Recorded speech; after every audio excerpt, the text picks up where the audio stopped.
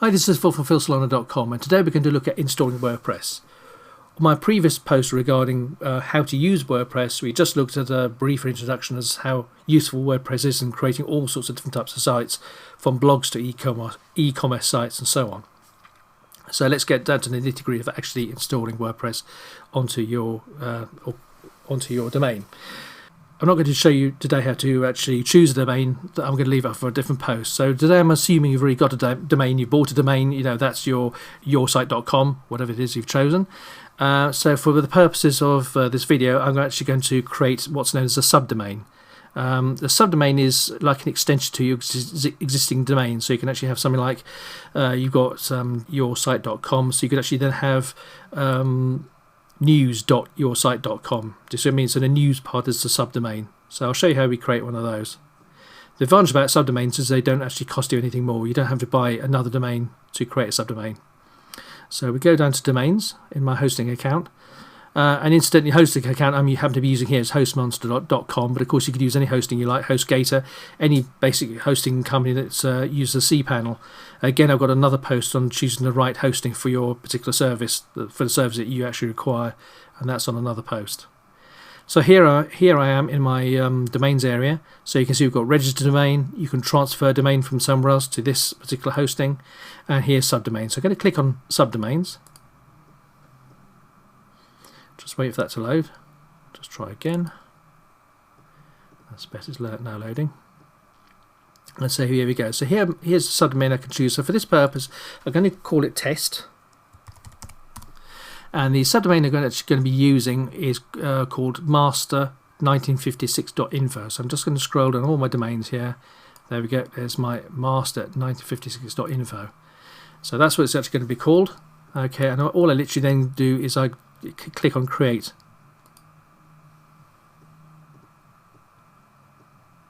And I'm just waiting for that to do the creation. And there we go. See? test.master1956.info has been created. As it is literally is just a test site. I mean, this is not a proper blog. I just use it for experimenting with things. If I want to play around with a new plugin, for example, I don't necessarily trust it on one of my proper sites, if you like, and then I play around with it on this site first, make sure it does what I wanted to do. It doesn't actually crash my WordPress site. Right, so that's now created. So now I can actually install my WordPress site onto this domain. So I'm going to install it onto test.master1956.info. So to do that, I go to cPanel.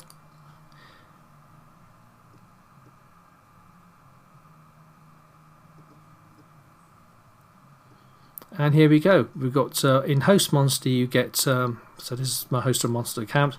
So here we have something called Simple Scripts Installation. You'll find the different types of installations you can actually use. This one works very well, and so therefore, really depending on the hosting company you're using, some use Simple Scripts, some use another one which I can't remember off the top of my head at the moment, but it works in a very similar kind of way. So I'm going to click on WordPress. So just waiting for that page to load.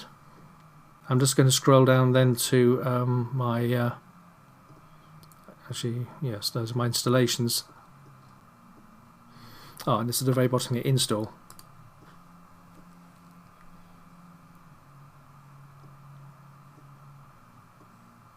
So there we go. So now it's telling me, right, where do I want to install my WordPress? So my new WordPress site. So again, I'm just going to go to my the domain I just created.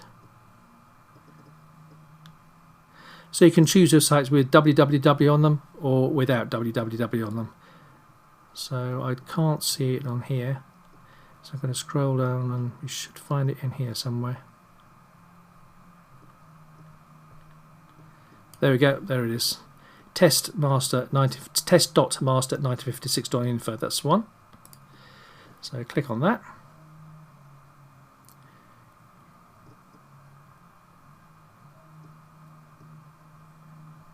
Okay, so then we go down here and we click on I have read the terms and conditions of my license agreement here. So click on that just to say yes I have. I mean, it's a good idea maybe just checking it. It's just to tell you it's it's open source and so on. But check that. I've already checked it in the past, so I'm agreeing to that. And then I go complete. and you can see it now goes to, that button changes from complete to loading. And you can see there we are, installing WordPress 3.4.1, and it's telling you it's giving you a progress bar, 42% complete.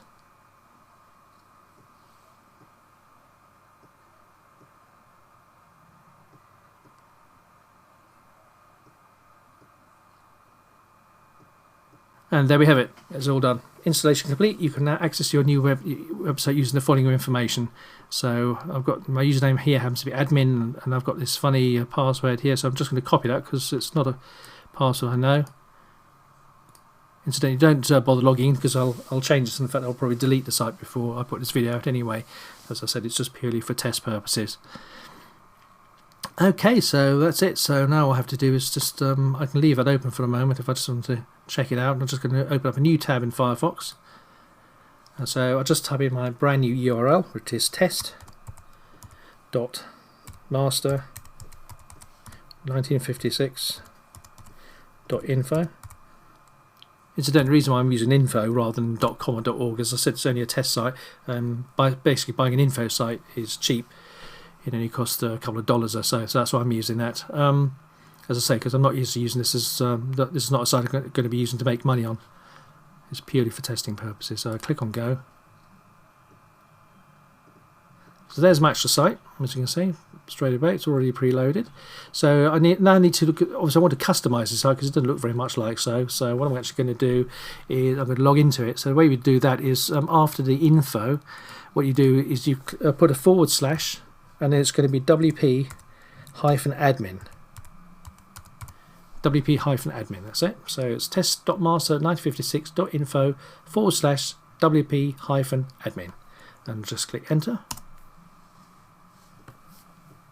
on the keyboard. And there we are. So that's where I need to enter in my details. So it's admin.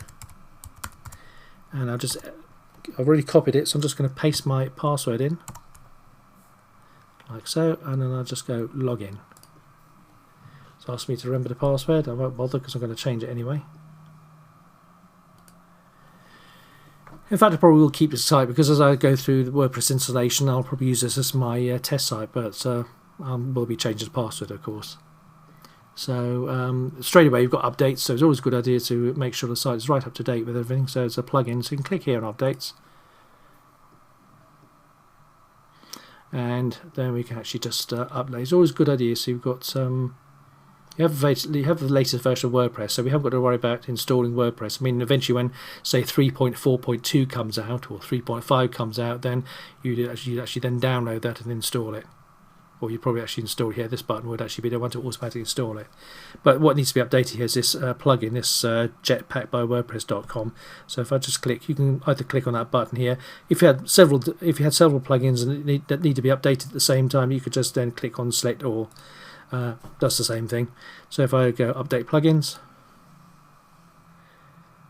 it just goes ahead and does it for us. And there we are, that's all done. So now return to plugins page. And there we have our list of plugins. So you can see on the left hand side, this is like the menu for the back end, if you like, of WordPress. So this is where you can actually customize things and add things and so on. This is the actual main menu. So at the moment you see we're looking at plugins. You've got this nice big arrow, and so these are all the plugins that we currently have installed. None of these have been activated yet. It says on here activate, so they haven't been activated yet. So we actually have to go ahead and activate these to use them. So that's it. That's how you install the very basic WordPress. So what I'll do in the next video and in my next post, I'll then show you how to actually customize WordPress. So until then, this is Phil from Phil Solano signing out, and I'll speak to you soon.